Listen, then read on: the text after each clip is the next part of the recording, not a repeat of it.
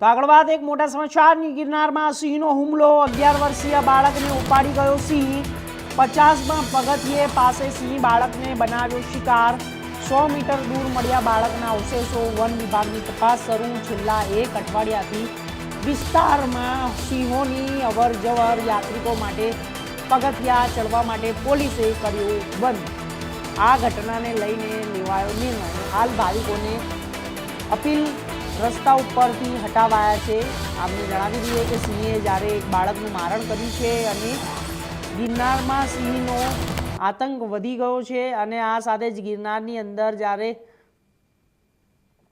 જૂનાગઢમાં ગિરનાર પર્વત પર હૃદયદ્રાવક ઘટના સામે આવી છે વહેલી સવારે આશરે 5:30 વાગે ગિરનારના 50માં પગથિયે નજીક 11 વર્ષીય બાળક સિંહ ઉપર જ્યારે આ જ રીતે એરરાટી ફેલાઈ ગઈ છે મૃતક બાળકની ઓળખ મયુર ચૌહાણ તરીકે થઈ છે મહેમદાવાદ જિલ્લાના મોદેજે ગામનો રહેવાસી અને પરિવાર સાથે ગિરનાર યાત્રા માટે આવ્યો હતો અને યાત્રાળુઓની હાજરીમાં તેને હવે બાળકોના પગના અવશેષો મળી આવ્યા છે વન વિભાગે સિંહના પગના નિશાન બૂટ અને અન્ય પુરાવાઓના આધારે તપાસ શરૂ કરી છે પ્રાથમિક માહિતી મુજબ છેલ્લા એક અઠવાડિયામાંથી આ વિસ્તારમાં 3 સિંહોની અવરજવર જોવા મળી રહી છે ઘટનાની ગિરનાર યાત્રાળુઓમાં ભયનો માહોલ ફેલાયો છે પરિવારની નજર સામે બનેલી આ દુર્ઘટનાઓ સૌને સ્તબ્ધ કરી દીધી છે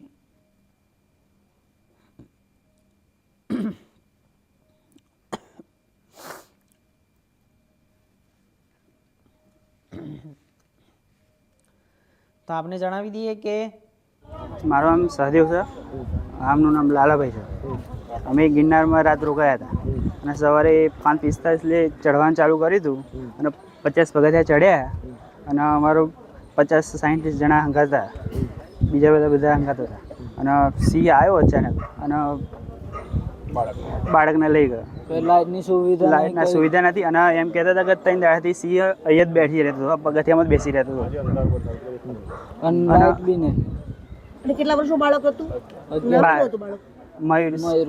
મયુરસિંહ મહેન્દ્રસિંહ. તમારા નામ ચૌહાણ નીલકમલસિંહ નટવરસિંહ, ગામ મોદજ, તાલુકા મહેમદાવાદ, જિલ્લો ખેડા. આજે સવારે શું ઘટના બની અને તમારી શું માંગ છે? સવારે સવારમાં જ્યારે ગિરનારની સીડીઓ ચડતા હતા ત્યાંથી મેન ગેટથી 50 સીડીઓ ઉપર ચડ્યા અને ત્યાંથી અમારા 11 વર્ષનું એક બાળક હતું અમારો ભત્રીજો થાય એને પાછળથી હુમલો થયો વાઘ સિંહ કોઈ ખ્યાલ નહીં આવ્યો કારણ કે લાઇટની સગવડ છે નહીં અહીંયા લઈ ગયા અને અત્યાર લગીને ફોરેસ્ટ વિભાગ એમની તપાસ કરે છે ચાલુ છે પણ મારે માંગ એટલી જ છે કે ભાઈ ગિરનારની સીડીઓ પર લાઇટની સગવડ પહેલી કરો કારણ કે લાઇટની સગવડ નથી એના કારણે અંધારા અમને ખ્યાલ આવ્યો નહીં અને અમે તપાસ કરી શક્યા નહીં કે પાછળ પીછો કરી શક્યા નહીં. અચ્છા અને બીજા કોઈ ફોરેસ્ટ કર્મીની સુવિધા હતી કે ફોરેસ્ટ કર્મી કોઈ હતા કરી? ના કોઈ હાજર હતું નહીં ત્યારે. તો સૌથી પહેલા તમે કોને જાણ? તો આ વિષય પર વધુ માહિતી માટે અમારા સંવાદદાતા જૂનાગઢથી ભાવિક જોશી જોડાઈ ગયા છે.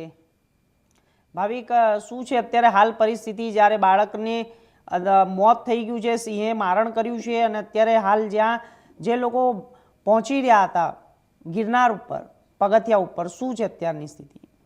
જી બિલકુલ તે વાત કરવામાં આવે તો જે છે તે વહેલી સવારની આ ઘટના બની છે. ઘટનાને પગલે હાલ વન વિભાગ દ્વારા જે છે તે ગિરનાર ઉપર જવા માટે લોકોને પ્રતિબંધ મૂકવામાં આવ્યો છે. ચુસ્ત પોલીસ બંદોબસ્ત તેમજ ફોરેસ્ટ વિભાગનો બંદોબસ્ત પણ ત્યાં ગોઠવી દેવામાં આવ્યો છે. અને હમણાં જે સમાચારો પ્રાપ્ત થઈ રહ્યા છે તે પ્રમાણે જે આ બાળકનો સિંહ શિકાર કર્યો હતો તે બાળકના કેટલાક અવશેષો પણ મળ્યા હોવાના સમાચારો પ્રાપ્ત થઈ રહ્યા છે વન વિભાગ તરફથી. હાલ સમગ્ર મામલે છેલ્લા 3 દિવસથી સિંહ ગિરનારની સીડી ઉપર આટા ફેરા મારતા હોવાનું પણ જાણવા મળી રહ્યું છે. ત્યારે વન વિભાગની કામગીરી ઉપર પણ કેટલાક સવાલો ઉઠવા પામી રહ્યા છે. પરંતુ જે રીતે જોવા જઈએ તો બિલખા રોડ હોય કે ભવનાથ વિસ્તાર હોય અવારનવાર સિંહો જોવા મળતા હોય છે. ત્યારે લોકોને પણ સાવચેત રહેવાની અવારનવાર વન વિભાગ દ્વારા પણ જે સૂચનાઓ આપવામાં આવતી હોય છે. પરંતુ ગિરનારની સીડી ઉપર આ જે સિંહો આવી ચડ્યા છે અને જે ઘટના બની છે તેને લઈ અને સમગ્ર સમગ્ર જુનાગઢ શહેર તેમજ વિસ્તારની અંદર જે છે તે ચકચાર મચી જવા પામ્યો છે. અનેક સવાલો ઉઠવા પામ્યા છે. તો કેટલાક લોકો કહી રહ્યા છે કે ગિરનાર ઉપર જ્યારે લાખોની સંખ્યામાં શ્રદ્ધાળુઓ આવતા હોય ત્યારે વન વિભાગ કેમ કોઈ નક્કર પગલાં નથી લેવું તેવા પણ સવાલ ઉઠવા પામી રહ્યા છે. જી ભાવિક, તો અત્યારે હાલ સાવચેતીના ભાગરૂપે શું પગલાં લેવામાં આવ્યા છે વન વિભાગ તરફથી? કારણ કે 11 વર્ષના બાળક, માસૂમ બાળકનું મૃત્યુ નીપજ્યું છે, શિકારે તેનું મારણ કરી લીધું છે, પરંતુ આવનારા સમયની અંદર બીજી આવી કોઈ ઘટના ન બને તેના માટે શું પગલાં લેવામાં આવશે અને અત્યારે શું કામગીરી બજાવવામાં આવી છે? પરિવારજનો તરફથી શું પ્રતિક્રિયાઓ સામે આવી રહી છે? જી, જે રીતે વાત કરવામાં આવે તો વન વિભાગ તરફથી અને પોલીસના સંયુક્ત ઉપક્રમે ગિરનારની સીડી ઉપર પગપાળા જવા માટે લોકોને પ્રતિબંધ મૂકવામાં આવ્યો છે. ગિરનારના પગથિયા જ્યાંથી શરૂઆત થાય છે ત્યાંથી ચુસ્ત પોલીસ બંદોબસ્ત ગોઠવી દેવામાં આવ્યો છે. જે ઘટના સ્થળ છે તે ઘટના સ્થળથી લઈને સમગ્ર વિસ્તારની અંદર જે છે તે વન વિભાગ અત્યારે સતત પેટ્રોલિંગ કરી રહ્યું છે. કયા વિસ્તારમાંથી કઈ રીતે સિંહ આવી ચડ્યો હતો કે કઈ રીતની તેની મૂવમેન્ટ હતી તે સમગ્ર બાબતે હાલ વન વિભાગ અને ઉચ્ચ અધિકારીઓ છે તે તપાસ કરી રહ્યા છે. પરિવારજનો પણ કહી રહ્યા છે કે અમે મોટી સંખ્યાની અંદર જ્યારે ગિરનાર દર્શન કરવા જઈ રહ્યા હતા ત્યારે પાછળથી અચાનક આ સિંહણે હુમલો કર્યો હતો અને બાળકનું મૃત્યુ થયું છે. ત્યારે વન વિભાગ તેમજ પોલીસ વિભાગ જે છે તે હાલ તો ત્યાં લોકોને ન જવા માટે પ્રતિબંધ મૂકીને આગળની કાર્યવાહી કરી રહી છે, પરંતુ નક્કર કાર્યવાહી કઈ રીતની છે હાલ જ્યારે આપણે પણ વન વિભાગના ઉચ્ચ અધિકારીઓ સાથે વાત કરવાની કોશિશ કરી તેઓ કહી રહ્યા છે કે સમગ્ર કામગીરીના અંતે જે છે તે મીડિયાના માધ્યમથી સમગ્ર વિગતો જણાવવામાં આવશે. પરંતુ લોકોનું કહેવું છે કે આગામી સમયની અંદર જ્યારે ગિરનારના પગથિયા જ્યાંથી શરૂઆત થઈ છે ત્યાં ચેકપોસ્ટ બનાવવામાં આવી છે. તો જે અંતરો આવેલા છે જ્યાં વધારે પડતા સિંહોની અવર જવર દેખાય છે ત્યાં રાઉન્ડ ધ ક્લોક ફોરેસ્ટ ડિપાર્ટમેન્ટનું જે છે તે પેટ્રોલિંગ કરવામાં આવે તો ભવિષ્યમાં આવી ઘટનાઓ ન બને તેવું પણ જણાવવામાં આવી રહ્યું છે. જી, તો ભાવિક, આસપાસમાં ત્યાં પગથિયા ઉપર કોઈ એંગલ લગાવવામાં આવી છે, જારી લગાવવામાં આવી છે કે શું વ્યવસ્થાઓ કરવામાં આવી છે કે જ્યાંથી સિંહ આ બાજુ ના આવી શકે, કોઈ જાનવર આ બાજુ ના આવી શકે, જ્યાં લોકો યાત્રા કરી રહ્યા છે તે વિસ્તારમાં?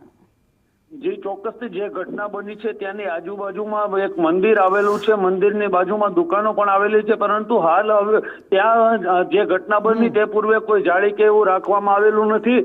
પરંતુ હવે વન વિભાગ કઈ રીતના પગલાં લે છે એ પણ જોવું રહેશે. હાલ ઉચ્ચ અધિકારીઓ છે તે કઈ પણ બોલવાનો ઇનકાર કરી રહ્યા છે. તેઓ કહી રહ્યા છે કે પહેલા અમને સમગ્ર બાબતો ઉપર નિરીક્ષણ કરી અને યોગ્ય કઈ રીતે શું કરવું, શું કરી શકાય છે તે બાબતનું નિરીક્ષણ કર્યા બાદ જ અમે મીડિયા માધ્યમ થી કઈ પણ બોલશું તેવું હાલ તેઓ જણાવી રહ્યા છે.